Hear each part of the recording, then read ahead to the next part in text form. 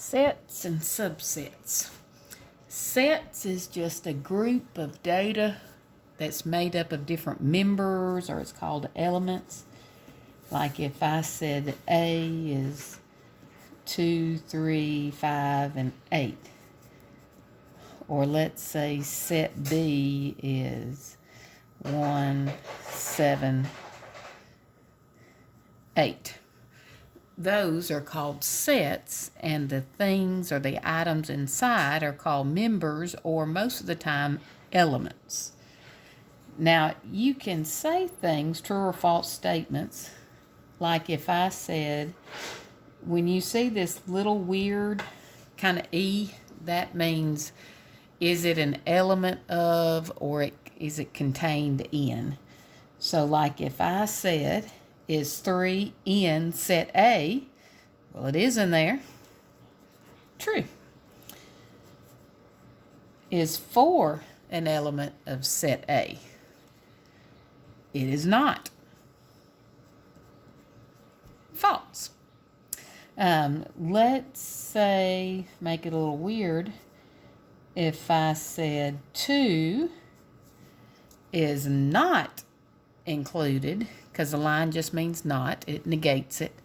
2 is not in set B, and it's not. True statement. Let's work with one more. Let's say 3 and 5. We'll do set C. There is also some notation that's called subsets. Like if I said C, and subset is like a weird elongated C. Okay. And the way this is read is C is a subset of A.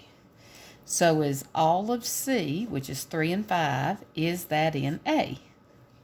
And it is. So that's true. Now let's try to go backwards. Is A a subset of C? Is all of A inside C? No, it's not. And you also can do the same thing as far as put a negation symbol through it. Let's say B is not a subset of A. So all of that is read in everyday lingo. You can read that as all of B is not in A, which is true. Some of it is, or at least one element, 8, but it's not all of that in there. And there's actually a subset, or a set that's a subset of every set. I know that's kind of tongue twister, but it is, when a set looks like that, what's inside it? Nothing. So it's called the empty set, because nothing is in there. So if they said something like the empty set is a subset of A, that's true. Because the empty set is the subset of every set. Now, unions and intersections. One more thing with sets. Let's say if I did this. The U, of course, means union. So that means everything. So what is in A and B? Everything put together. You don't have to put it in ascending order, but it does make it pretty. So you've got a 1, 2, 3, 5, 7, 8. And that's your answer. Now notice the difference. What about if I did an upside down U, which stands for intersection? So what's the intersection of set A and B? What do they have in common? You guessed it, 8.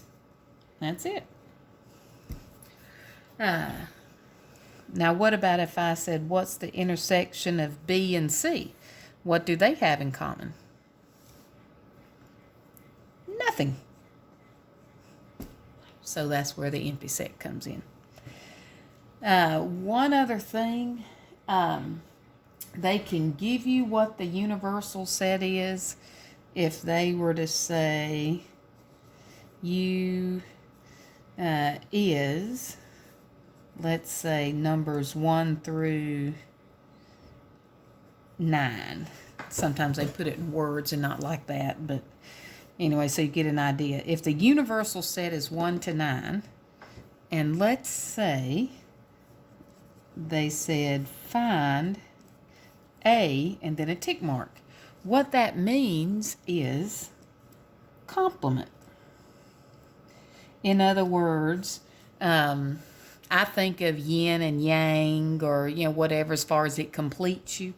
So in other words, using the numbers 1 through 9, what is in here that's not in set A? In other words, A has 2, 3, 5, and 8. So what's missing out of the numbers 1 through 9?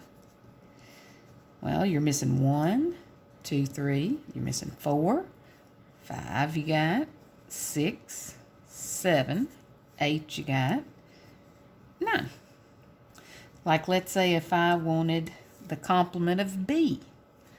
Well, you've got a 1, so then it would be 2, 3, 4, 5, 6, 7, 8, 9. And of course, they can do, I'll do a weird one for you. Let's say maybe A is 2, 5, 6. B is maybe 1, 3, 5. C is 2, 4, 6. And let's say the universal set is 1 through 6. So let's say if I did something like intersection of A complement, or I'm sorry, union of A complement and C. Well, first you got to find A complement. C, sometimes I just write it above, is 2, 4, 6. What is the complement of A? Well, if the universal set's 1 through 6, you've got 1, 2, 3, 4, 5, 6. So the union of A complement and C, 1, 2, 3, 4, 6.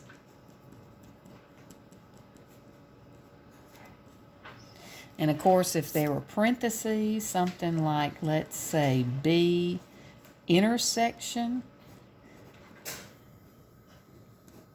A complement union C, well, this we just found to be 1, 2, 3, 4, 6.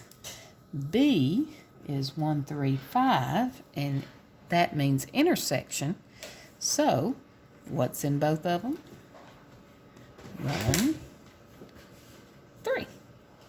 And so that would be your answer. So if you have parentheses, you do it first and then do it. You don't have a lot of work to show, but I always either do it above it or below it, because if you try to do too much in your head, it's more than likely you're going to make a common mistake. Hope this was of help as always. Any questions, just ask me on my YouTube channel, southernmathgoddess.com. Have a great day.